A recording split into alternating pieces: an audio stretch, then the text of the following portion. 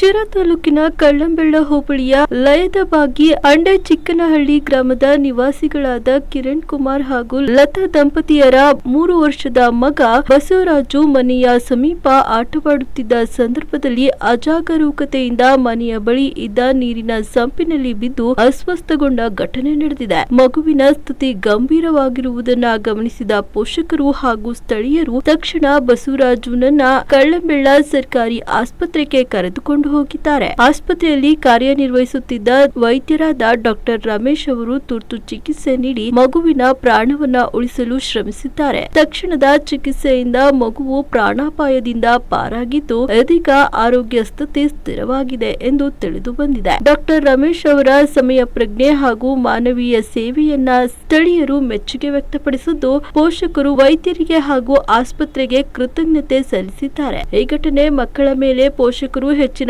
ಗಮನ ಹರಿಸುವ ಅಗತ್ಯವಿದೆ ಎಂಬುದನ್ನ ಮತ್ತೊಮ್ಮೆ ನೆನಪಿಸಿದೆ.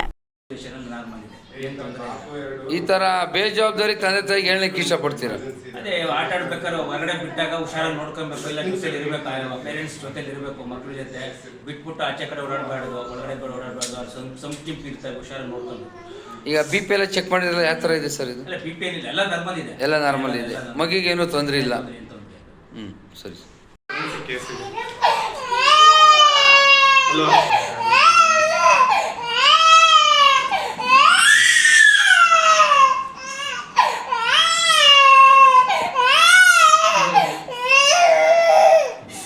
ಏನ್ ತೊಂದರೆ ಇಲ್ಲ.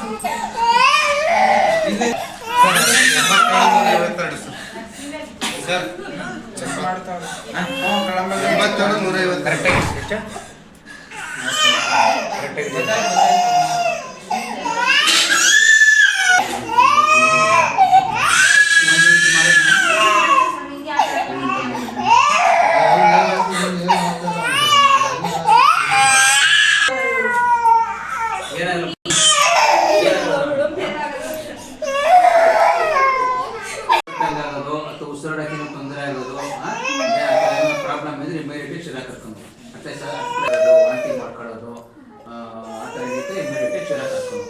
ಅರ್ಥ ಆಯ್ತಾ? ಯಾಕೆ ಬರ್ಕೊಂಡು ಒಂದು ಅಂತೀರಾ?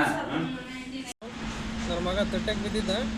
ಇಲ್ಲಿ ಡಾಕ್ಟ್ರು ಕಳಂಬಳಕ್ಕೆ ಹಾಸ್ಪಿಟ್ಲಿಗೆ ಕರ್ಕೊಂಡು ಬಂದಿದ್ದು, ಗೌರ್ಮೆಂಟ್ ಹಾಸ್ಪಿಟ್ಲಿಗೆ.